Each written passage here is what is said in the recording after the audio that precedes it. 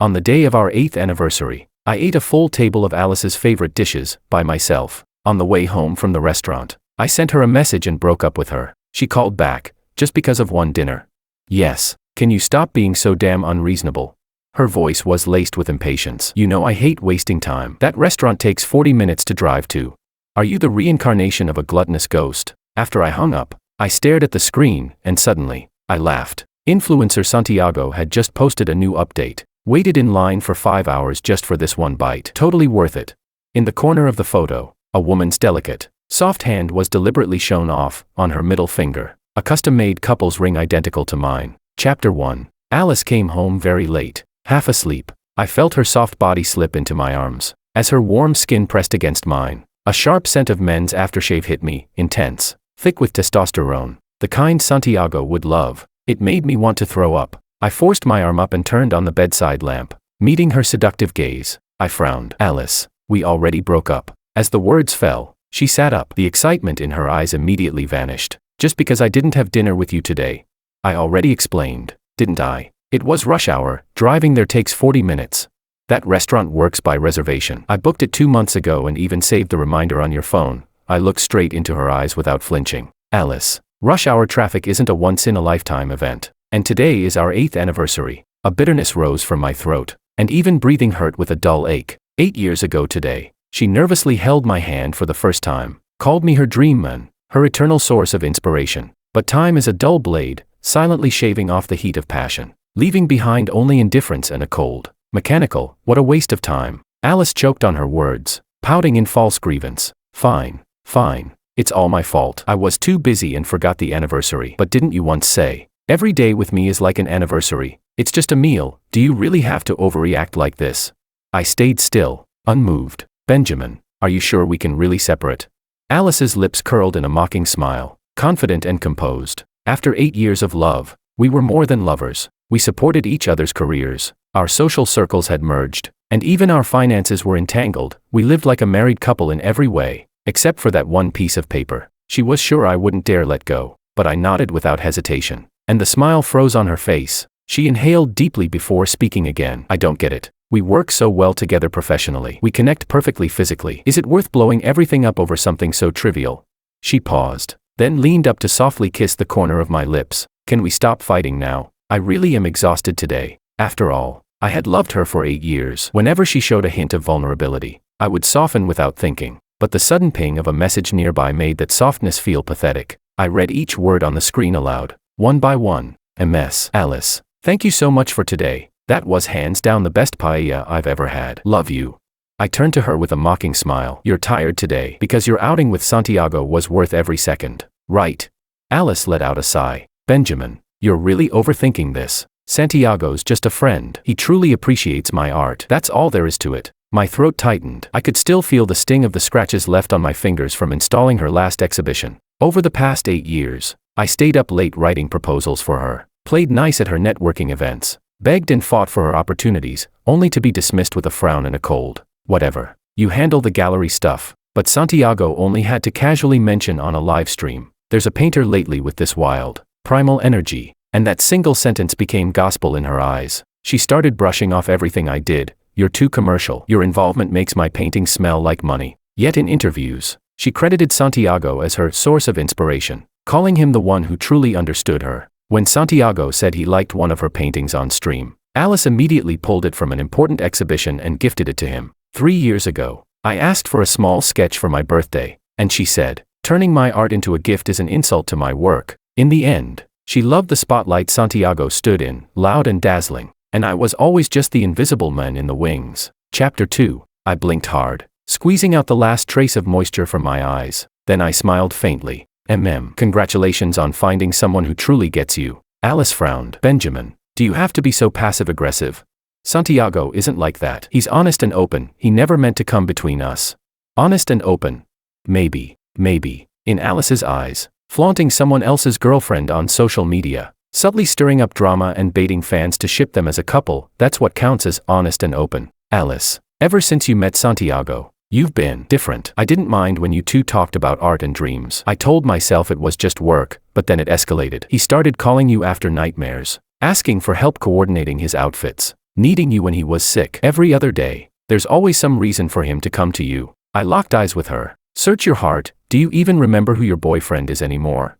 Seeing the pain on my face, Alice softened her tone. Benjamin, of course I remember. You're my boyfriend. Everyone knows we're about to get married. I know what really matters. Before I could respond, Alice's phone rang. Whatever the caller said, her expression changed instantly. She jumped out of bed, throwing on clothes in a hurry. What's going on?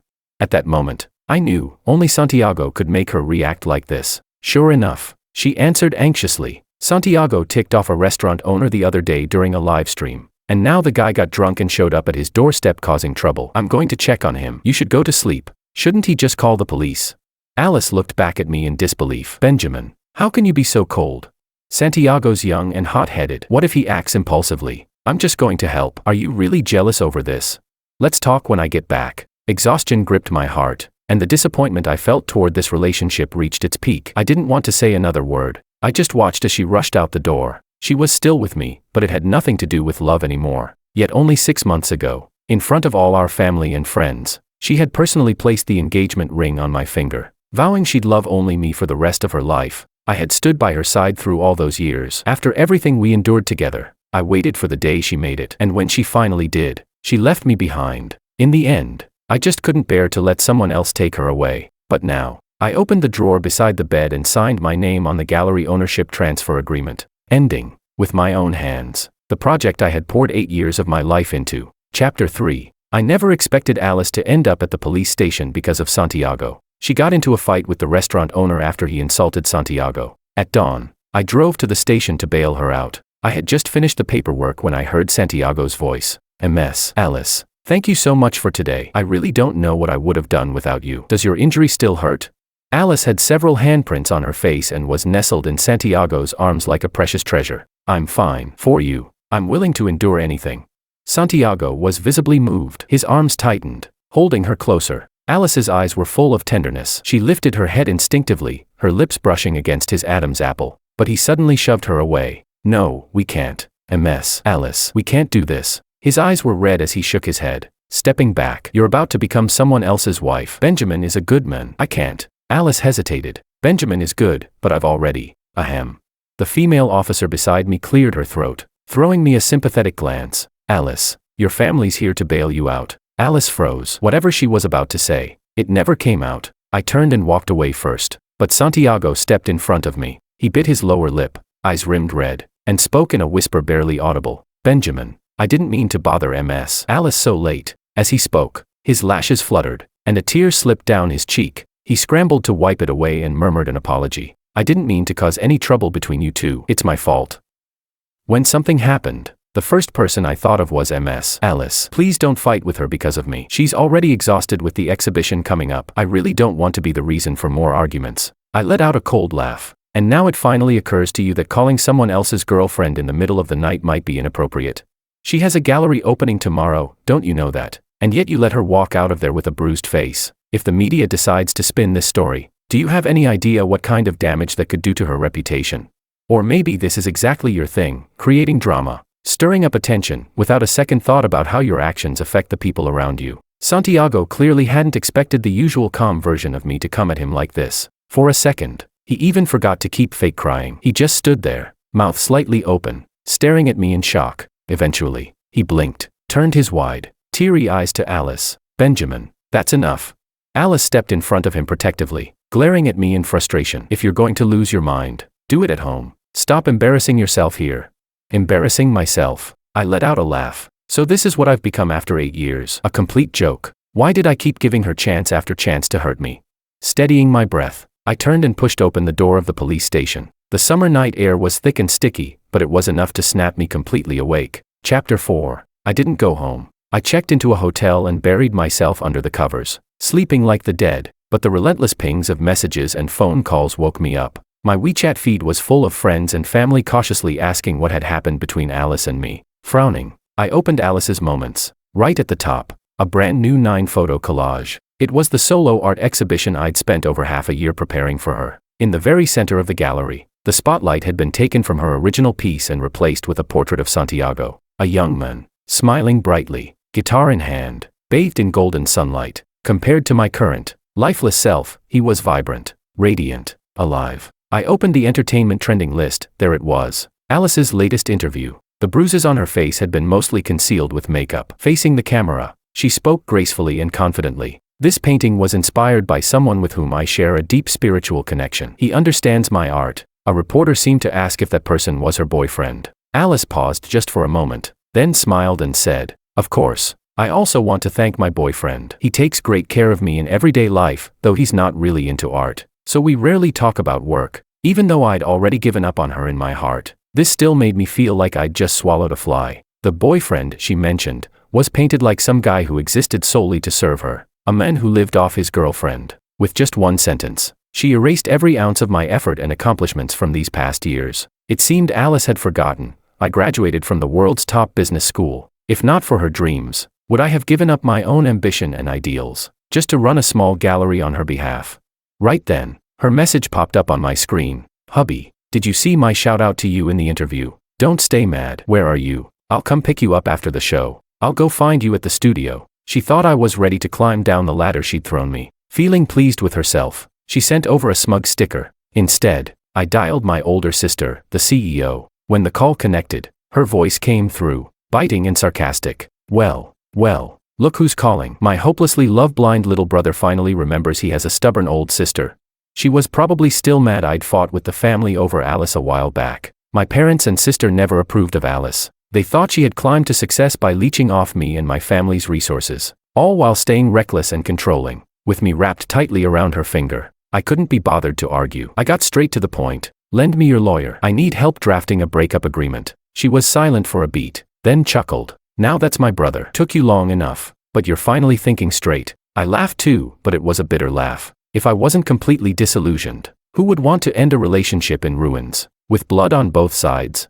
But this time, I won't hand over the world I built with my own hands to someone else. Chapter 5. The studio door was slightly ajar. When I pushed it open, she was facing away from me, standing in front of a massive unfinished canvas, her brush dancing across the surface. It was the sea, Santiago's favorite subject. At the sound of the door, she spun around. A smile instantly bloomed on her face, one I knew all too well, once intoxicating enough to steal my breath, as if there had never been any cracks between us. "You're here." She set down the brush and crossed the room in a few quick steps, ready to throw herself into my arms. I stepped aside. That body I once longed for passed right by me. Her arms froze midair, then slowly dropped as if nothing had happened. But her smile deepened. Soft, sweet, intentionally gentle, like a rehearsed performance. Still mad at me. She leaned in a little, her voice tender, tinged with a spoiled girl charm. "You must have been exhausted these past weeks, running around for the exhibition." It's all my fault. I shouldn't have upset you. Let's make up tonight and celebrate our 8th anniversary." "Yeah, I've already made the dinner reservation." She reached out to touch my cheek, and I turned away coldly. "Alice, I'm not joking. I'm really ending this." My voice was calm and level as I reminded her. She gave a light laugh, as if humoring a child who didn't understand the world. "Break up? Oh please, you're just mad. How long are you planning to be broken up this time? 3 days?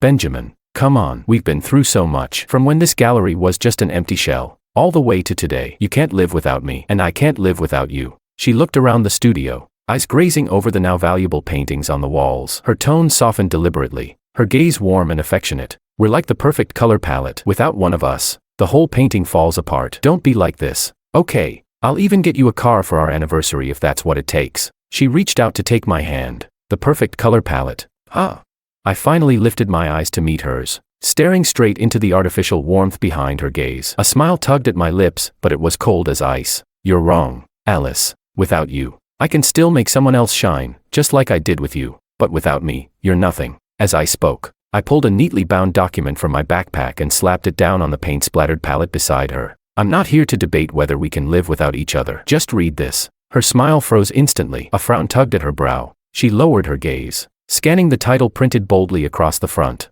"Equity Transfer Exit Agreement." Her pupils contracted sharply. Chapter 6. What is this supposed to mean?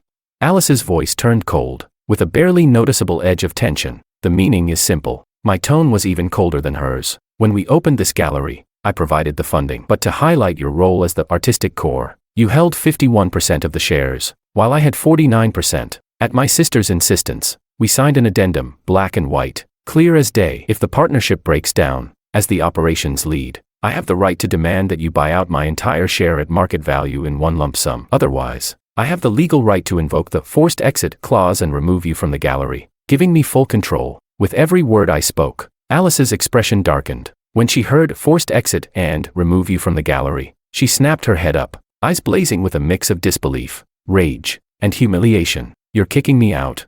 She practically screamed, her voice trembling from fury. Benjamin, so what if you put up the money? You were just afraid I'd leave you. That's why you threw cash at a damn gallery to tie me down.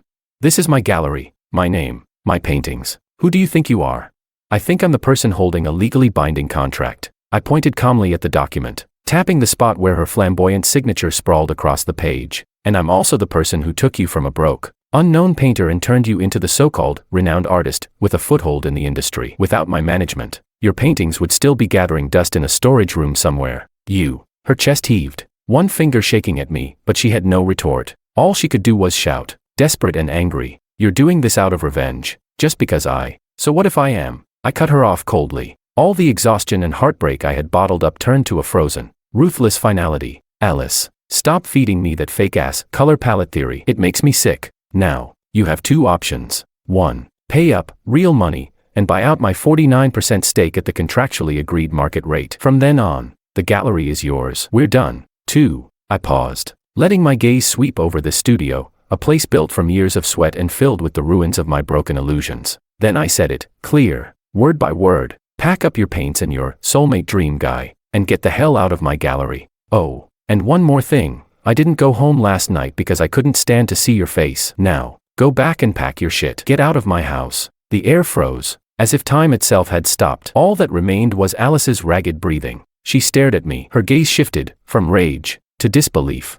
then gradually into something far more pathetic, a cracked, defeated expression, and even a flicker of fear. She finally realized, I wasn't just angry, I meant it. I was cutting her off completely. Not with drama, not with screaming, but with cold, clinical precision. Using the most ruthless rule in the business world, I was uprooting her from my life, permanently. And this time, it was her inability to let go that became the saddest, most pathetic illusion of all. Chapter 7. Alice didn't obediently get the hell out of my house. Though I owned several properties, I wasn't about to let her continue squatting in this one. While she was busy at the exhibition hall, I took out the moving boxes I had prepared in advance and began packing up her things. I've always been meticulous about organization. I used to sort our belongings neatly, each in its proper place. But every time Alice pulled something out, she'd leave chaos behind. We had lived together for 6 full years. Beyond just clothes, some things simply couldn't be separated into hers or mine. I went through each item, recalling whether it had been bought with Alice's money, and as I remembered,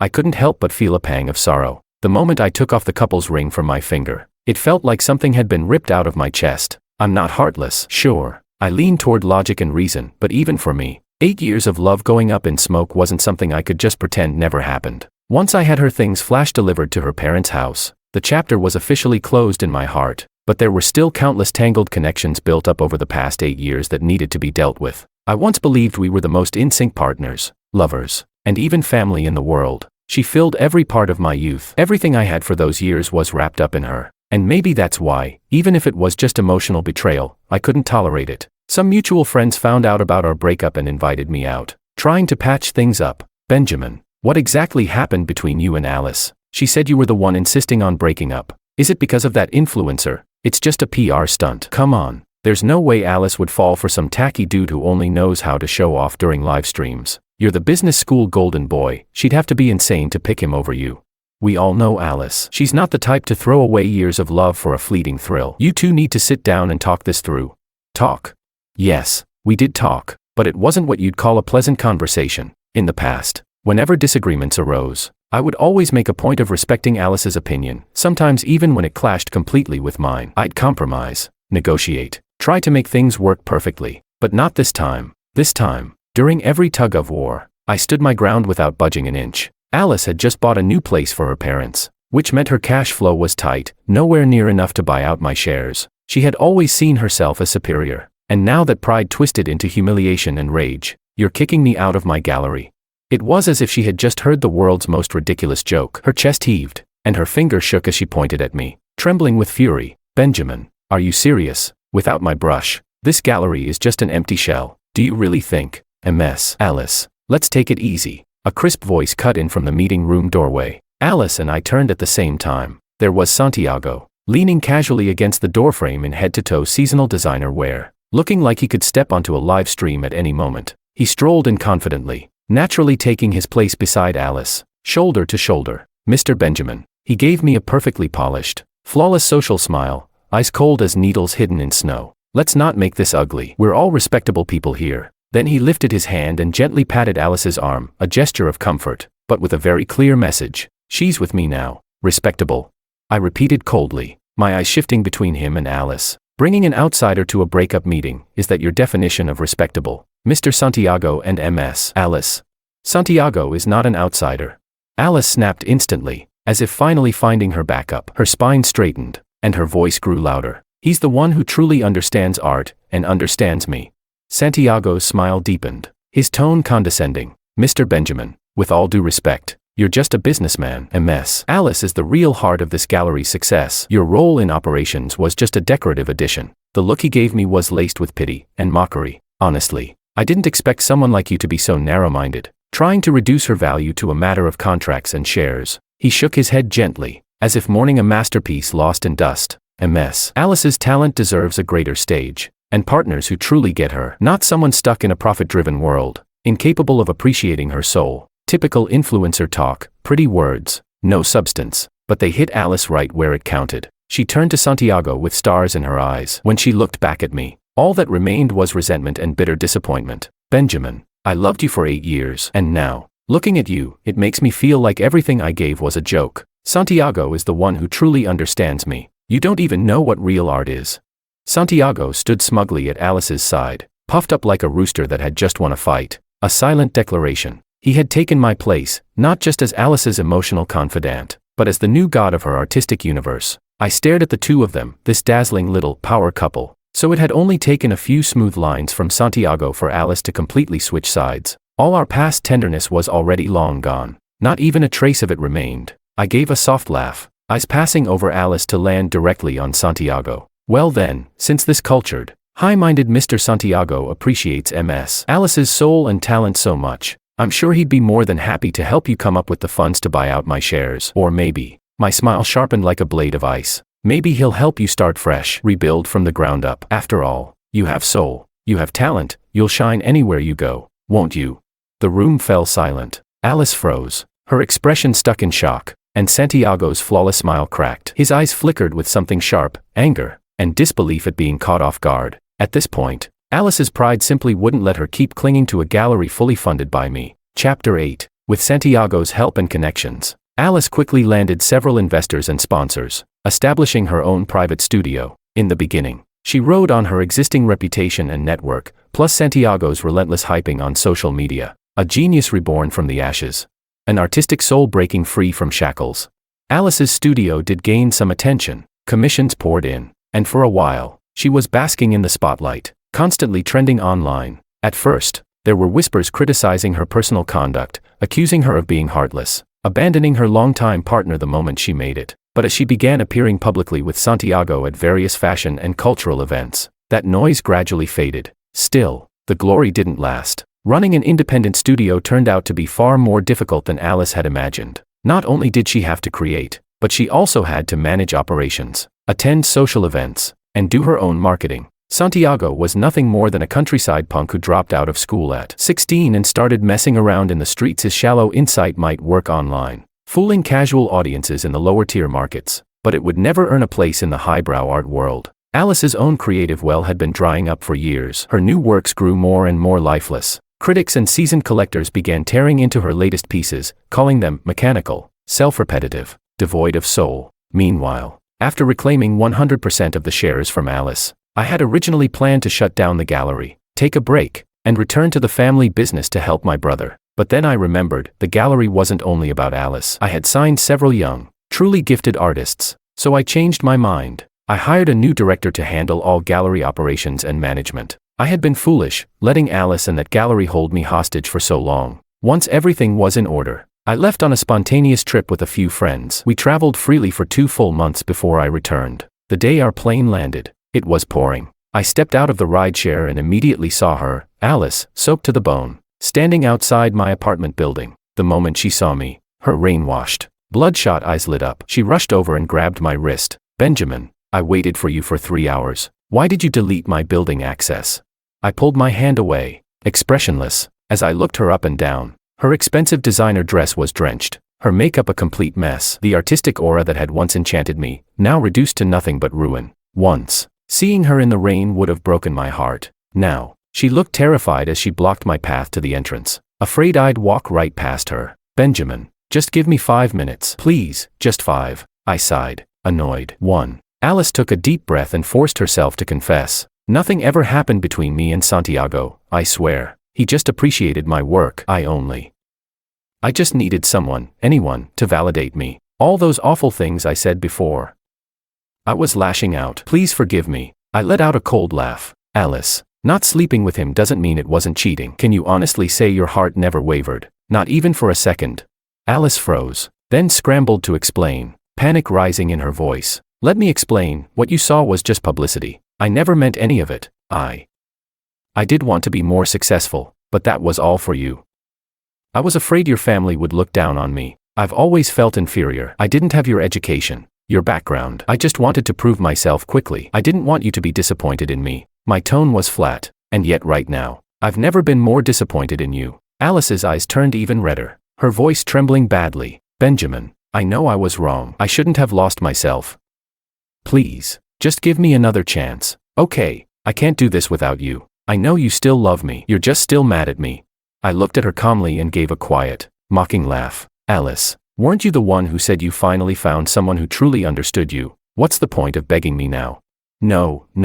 Her voice was raw, like it had been dragged across sandpaper. He's not the one. You are. Benjamin, you're the one who matters most to me. I don't want anything else anymore, just you. Too late. I cut her off, my voice low and final. Alice stood blocking the door, staring at me like she was pleading for her life. Benjamin, look at me, just look at me. What do you want me to do? Do you want me to get on my knees and beg? I will. She started to kneel. I shook my head and stopped her. No need. Alice, just go. She took a step forward, almost pressing herself against me. I'm not going. Not unless you say it. Look me in the eyes and tell me, you really don't love me anymore. I didn't hesitate for even a second. I don't love you anymore. It was like lightning struck her. She staggered back a step, stunned, looking at me in disbelief. I looked right back at her, expressionless. Your minute's up. Can you move? I'm tired. I want to go home and rest. Alice stood frozen in place, then silently stepped aside. Chapter 9. Alice returned to her studio, completely crushed. Santiago hurried over, startled by the broken look on her face. A mess. Alice, what happened to you? Alice didn't want him to know she had gone to beg Benjamin for reconciliation, so she forced a weak smile. It's nothing. Just some frustrating work stuff. Santiago paused for a moment, then pulled out the latest AI art tool. Look at these pieces. A mess. Alice. Times have changed. On the screen were several paintings, bold, striking in style, with intense visual effects. See, AI is the future. It's more efficient than humans. The future belongs to those who know how to seize it. Your real talent is in composition and vision. Why waste time on repetitive labor? We can generate the base images with AI, and you add your artistic touches. Once you sign your name, it's yours. Production doubles, and you can explore way more styles. That'll attract younger collectors and generate buzz. Alice was resistant at first. Deep down, she still held on to artistic integrity. Art needs soul. It needs the warmth of the human hand. AI has no life in it. But Santiago didn't respect her hesitation. Instead, he pushed harder. The market wants novelty. It wants hype. Viral pieces. When you're no longer trending, who's going to care about your soul? Benjamin's gallery is doing just fine without you. Those young new artists are blowing up right now. Just stabilize your studio for now. Once we've got the cash flowing, then you can go back to painting whatever soulful masterpiece you want. Caught between fame, profit, and pressure, Alice's artistic resolve began to crack. She told herself, it's just a tool. I'm still the creator. It's the final adjustment and my signature that give the piece its soul. So she and Santiago began collaborating. Santiago used AI to generate large batches of visuals. Alice picked out the ones that gave her a feeling, painted over some strokes, adjusted the colors, and signed her name. Studio output skyrocketed. Santiago flooded social media with hype. Since breaking free from the wrong man, Alice has escaped the chains of commercialism, ushering in a creative explosion.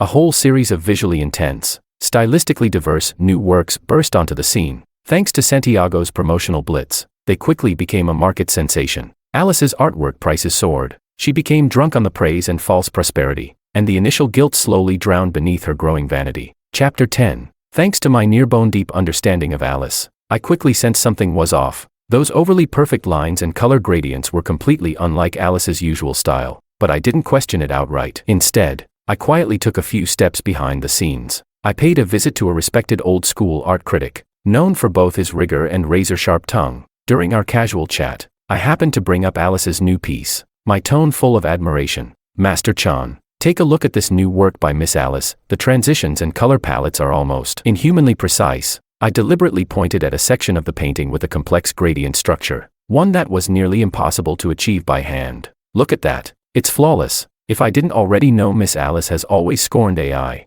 I would have thought this was generated by a machine. Her control with purely hand-drawn work is truly awe-inspiring.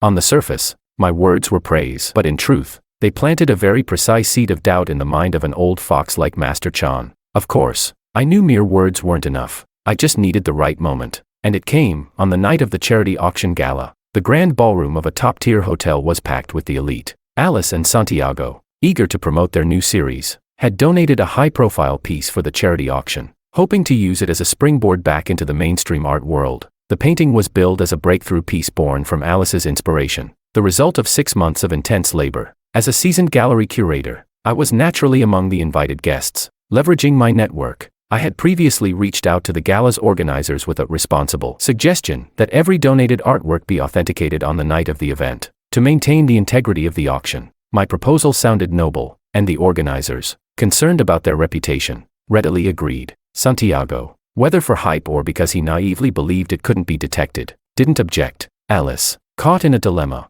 had no choice but to comply. In a side room, expert appraisers began analyzing the painting using professional equipment. The results showed clear stratification and bonding anomalies between the surface and underlying layers of paint. In other words, irrefutable evidence. Master Chan, who had been observing quietly the entire time, stepped onto the stage as soon as the preliminary report was released. Speaking into the microphone, every word fell like a hammer. Ladies and gentlemen, the value of art lies in its sincerity. This so-called breakthrough piece by Alice, according to scientific analysis, was generated by AI. This is a desecration of art, fraud against both charity and all the kind hearts present here tonight. His words hit like thunder. For a moment, the hall was dead silent, then the crowd erupted in chaos. Reporters swarmed the scene. Santiago's first reaction was a panicked scream. Slander. This is sabotage by a competitor. Miss Alice is a genius, she doesn't need AI. It's Benjamin. This must be Benjamin's doing. He tried to snatch the report, only making his guilt more obvious. Alice, on the other hand, looked like she had been struck by lightning, her face ashen. She tried to defend herself, but faced with the damning report and Master Chan's firm condemnation, she opened her mouth, yet no sound came out. Her eyes, dazed and hollow, instinctively searched for me in the crowd. I simply looked back at her, calm and cold, my gaze filled only with clarity and chill. That look alone shattered her more than any accusation. In an instant, Alice understood. Everything had gone exactly as I had anticipated and orchestrated. Her last line of mental defense collapsed. Before the cameras, she lowered her head in defeat. That single act said everything. The flashbulbs fired like mad. The organizers pulled the painting from the auction immediately, but by then, the news had already exploded across the internet at lightning speed. AI fraud uncovered at charity auction. Alice's painting exposed as AI enhanced. Master Chan condemns disgrace to art. These headlines dominated every trending chart within moments. Chapter 11. Netizens began digging into Alice's recent works. To their shock, several paintings still bore faint, poorly erased watermarks from AI platforms, clumsy post-editing from her team. It was an earthquake in the art world. Top art associations issued public statements, fiercely condemning Alice's actions and immediately revoking all her awards and memberships. Major galleries and auction houses urgently delisted her works and began legal action to recover them. Collectors who had paid sky-high prices for fake paintings launched a joint lawsuit for massive compensation. Even small independent artists who had uploaded their original work to AI platforms banded together to sue her for copyright infringement. Santiago was quick to cut ties. In a tearful live stream, he claimed, "I knew nothing about this, I'm a victim too." He even shifted blame, saying he had admired Alice's talent and had advised her to stay grounded, but was ignored. Alice's past rhetoric about being an artist with soul was now being dragged out and thrown back in her face. Enraged, she released security footage from the studio. The videos clearly showed Santiago operating AI software to generate the images. and clip after clip of him sweet-talking her into taking shortcuts. The internet erupted in fury. The platform permanently banned Santiago's account. He and Alice completely fell out. Previously, driven by vanity, he had maintained an extravagant lifestyle far beyond his means, luxury cars, mansions, designer goods all bought on credit. Now, drowning in debt and blacklisted, he slunk back to his rural hometown. Word had it that his family hastily arranged for him to marry a divorced woman with a child. Alice's studio was deserted overnight, its door splashed with paint by debt collectors. The bank froze her assets, and former collaborators swiftly cancelled contracts and demanded compensation. Those who once praised her now treated her like a plague in the industry. Alice fell from the clouds into the mud, disgraced, bankrupt, and her artistic career completely ruined. As for me, I had finally stepped out of the shadows and began embracing the arrangements my family made, meeting other high-quality women. At a business gala half a year later, I met Shinyu, heiress to the Shin Group. At first, our interactions had nothing to do with romance. It felt more like a chess match between two equally matched professionals.